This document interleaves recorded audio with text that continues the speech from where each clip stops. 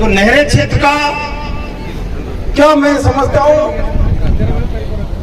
पूरे बयाना क्षेत्र भरतपुर क्षेत्र का ही प्रमुख दंगल, उसमें मुख्य अतिथि के रूप में पधारे पीडब्ल्यूडी मंत्री गजेंद्र जाटव जी, उनके साथ पधारे पंचायत समिति बैर के पूर्व प्रधान तोताराम जी, हरवान सरपंच साहब, और हमारे बीच में विराजमान हैं उपजिला प्रमुख अजय अड्डा जी, हमारे सरपंच साहब वीरेंद्र जी, दयाराम सरपंच जी, कल्याण सरपंच जी, निहाल सरपंच जी, नरोत्तम अड्डा जी, मास्टर जी विजेंद्र जी, प्रदीप सरपंच जी और अतरूप जी और समस्त सरदारी।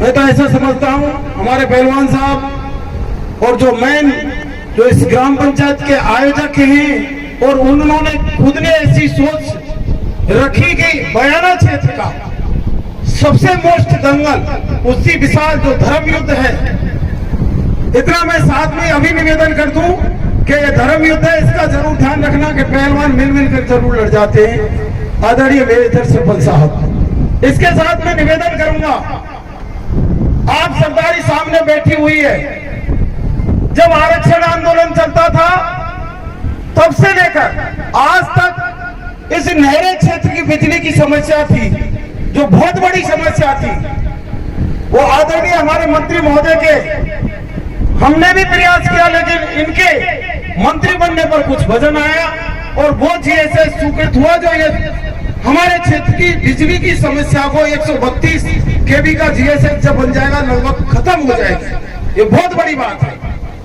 दूसरा भी निवेदन करूंगा कि आपके ध्वजा जो मोरली ग्राम पंचायत है, उसमें आज जो इस खेत में दंगल हो रहा है, माननीय मंत्री महोदय के प्रयास से, हमारे प्रयास से एक स्टेडियम बहुत बड़ी बात होती है, जो इस क्षेत्र में नहरा क्षेत्र में स्टेडियम बना।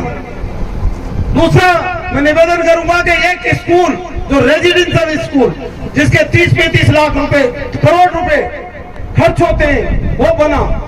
काफी ऐसे प्रयास मंत्री जी के रहे, हमारे सबके प्रयास रहे, जिससे इस क्षेत्र का लगातार विकास हो रहा है। लेकिन इसके साथ साथ मंत्री महोदय, देखो जनता का तो वोट दिए तो मांगेंगे, आपसे मांगने का अधिकार है पूरी तरह। हम अजय जी आपसे भी निवेदन करें, इनका अधिकार है, मांगेंगे। तो मेरा निवेदन यह है कि मंत्री जी आप खुद अड्डा में रहे थे और आपके साथ गाड़ी थी, वो फंस गई थी रेत में। तो मेरा निवेदन यह है कि वहां जरूर दोबारा बनवाए, पहले बनवा दिया था लेकिन आप जरूर बनवाइए, मेरा आपसे निवेदन है। दूसरा एक निवेदन और करूंगा कि जैसे आपके यहाँ उप तहसील बन गई खरेरी, बहुत अच्छी बात है कि आपको छोटे छोटे कामों के लिए बयाना जाना पड़ता था, इसके लिए भी हम आपके लिए मंत्री महोदय आपको बहुत बहुत धन्यवाद देते हैं। और ये बात बिल्कुल कतई सही है जो हमारे हरवान सरपंच जी कह रहे थे, वास्तव में इससे पहले कहाँ विकास हुआ है? कोई विकास वैसे ही कहते हैं बहुत अच्छा काम हो गया, ये हो गया, हुआ कुछ नहीं। तो हम आपसे ये निवेदन करेंगे कि जब रास्ते सही नहीं होंगे, अड्डा के लिए अगर उधर से घूम के आएंगे तो बहुत बड़ी समस्या क्रिएट होगी। इसलिए आपसे निवेदन है, आप खुद पीडब्ल्यूडी मंत्री हैं, उसको करवाएं।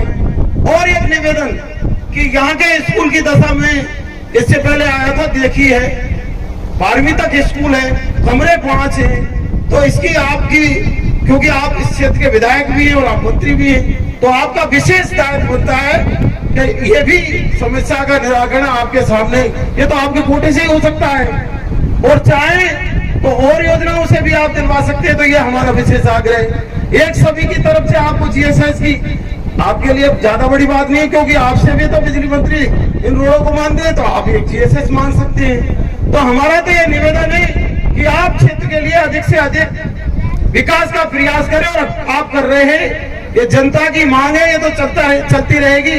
लेकिन साथ साथ हम आपको धन्यवाद भी देना चाहेंगे कि आज देखो गांव में टंकियां बन रही है, 2-2 करोड़ रुपया, बहुत से कहते हैं ये तो केंद्र की योजना है।